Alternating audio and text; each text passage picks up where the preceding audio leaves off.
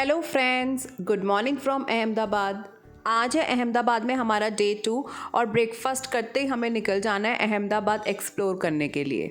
और साथ ही में होटल से चेकआउट भी है क्योंकि यहाँ पे हमारा स्टे एक दिन के लिए था, लेकिन उससे पहले नीर को मिला एक surprise. See you soon. Happy.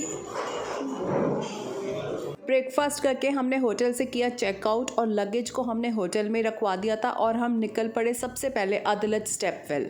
इसको रूडाबाई स्टेपवेल भी कहते हैं और ये गांधीनगर के पास है। अदलज एक छोटा सा टाउन है वहाँ पे।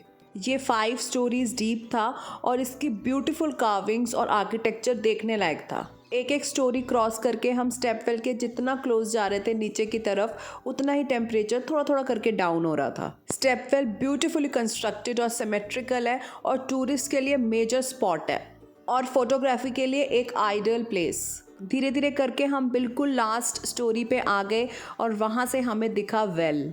और वेल से जब हमने ऊपर की तरफ देखा तो बहुत ही ब्यूटीफुल सा हमें पूरा का पूरा स्टेपवेल का स्ट्रक्चर नज़र आया।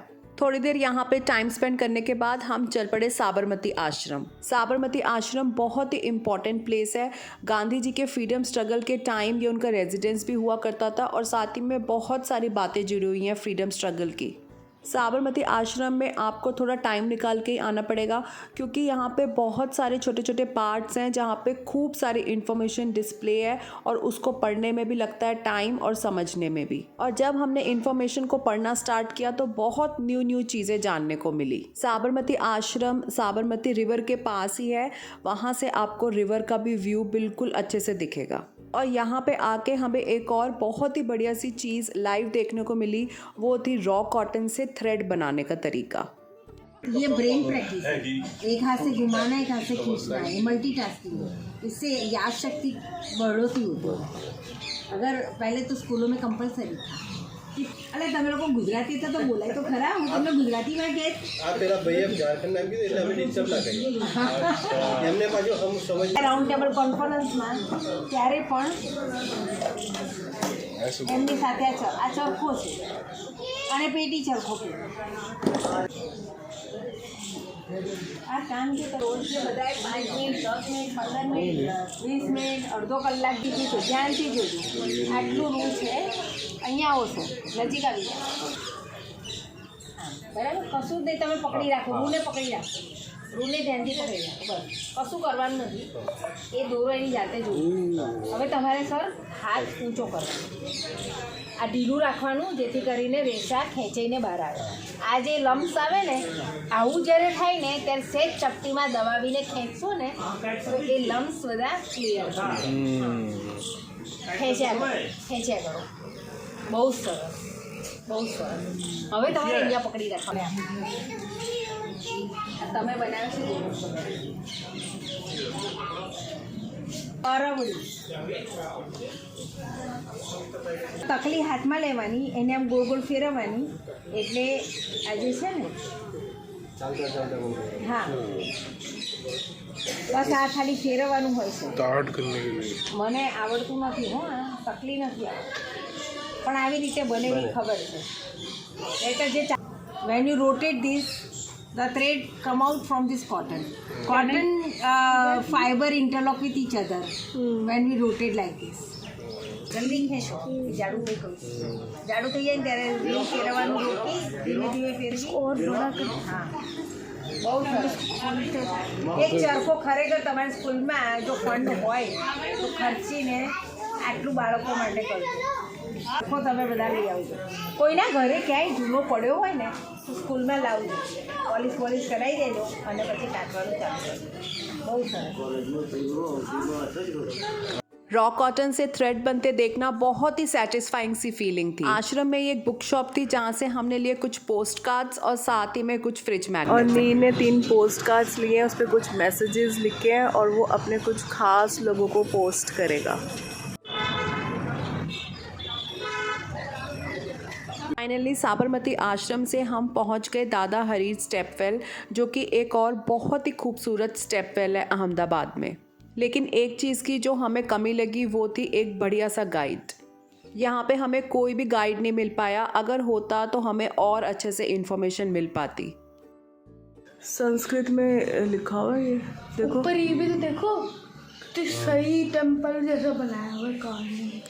हाँ ये दूसरी अरेबिक लैंग्वेज में है ये। पापा ही गए हैं नीचे, हमारे बस का तो नहीं है यहाँ पे जाना है। कितना तो गहरा है। दादा हरी स्टेपवेल के बाद हम सीधा पहुँच गए हती सिंह जैन टेम्पल, जो था बहुत ही ब्यूटीफुली कंस्ट्रक्टेड, लेकिन कैमरास अलाउड नहीं थे अंदर ले जाना। खैर दोपहर हो चली थी और अब तो लग रही थी बहुत तेज़ भूख, तो हमने वहाँ पे खा लिया था ढोकला, खांडवी और वहाँ का फेमस थेपला विद दही। और अहमदाबाद में एक फ़ेमस आउटलेट है जहाँ की टी बहुत मशहूर है, लकी रेस्टोरेंट। तो यहाँ पे हमने ऑर्डर किया मिक्स फ्रूट जैम, बन मस्का एंड चाय। चाय सच में थी लाजवाब और बन मस्का में यूज़ हुआ था वाइट बटर। और फाइनली अब हम चल पड़े थे फ्लावर शो के लिए। इतना खूबसूरत फ्लावर शो हमने आज तक नहीं देखा था। ये साबरमती रिवर फ्रंट पे ऑर्गेनाइज था।